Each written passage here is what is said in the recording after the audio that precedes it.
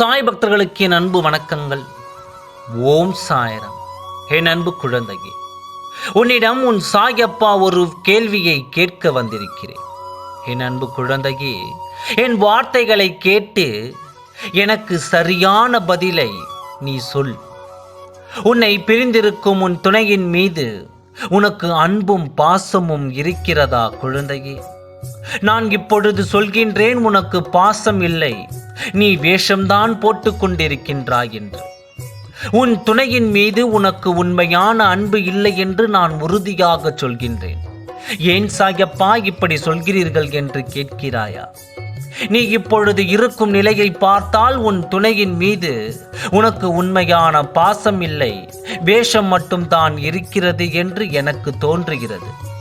எத்தனையோ முறை நல்ல வழிகளை உன் கண்களில் காண்பித்து அந்த வழியில் செல்ல மாட்டேன் என்று உன் மனம் எந்த வழியை காண்பிக்கின்றதோ அதை சென்று கொண்டிருக்கின்றாய். அப்பொழுது சாயப்பா சொல்லும் வார்த்தையை நீ கேட்கவில்லை. உன் துணையின் மீது உனக்கு உண்மையான அன்பு இல்லை என்று தானே அர்த்தம்? எத்தனை முறை உன்னிடம் நான் சொல்லியிருக்கின்றேன், நின்ற இடத்தில் எப்பொழுதும் நின்று கொண்டு இருக்காதே, முயற்சிகளை செய்ய ஆரம்பி.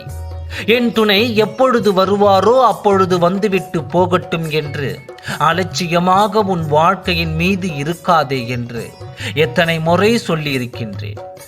மீண்டும் மீண்டும் அலட்சியத்தால் தான் உன் துணையோடு நீ சேர இத்தனை கால தாமதம் ஆகிறது என்று தெரிந்து கொள். நீ முயற்சிகள் செய்ய வேண்டும்.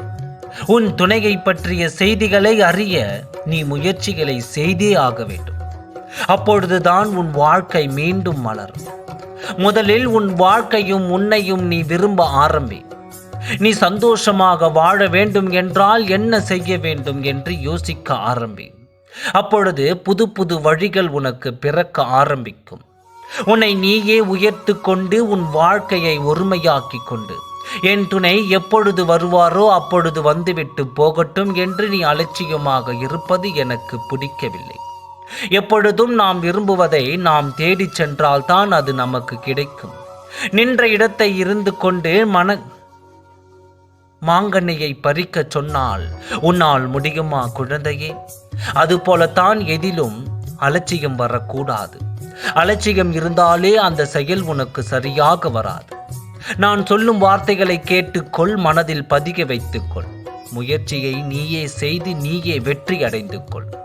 உன் சாயப்பா நான் சொல்லவில்லை, முயற்சிகளை நீ செய்ய ஆரம்பித்தாலே நல்ல முடிவுகளை உன் சாயப்பா நான் தருகிறேன் என்று உன்னிடம் நான் சொல்லிக் கொண்டு தானே இருக்கின்றேன்.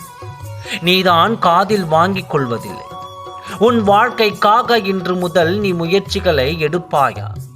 நீ மகிழ்ச்சியாக வாழ இன்று முதல் நீ முயற்சிகளை செய். உனக்கு நல்லதே நடக்கும். ஓம் சாய்ராம். நன்றி, வணக்கம்.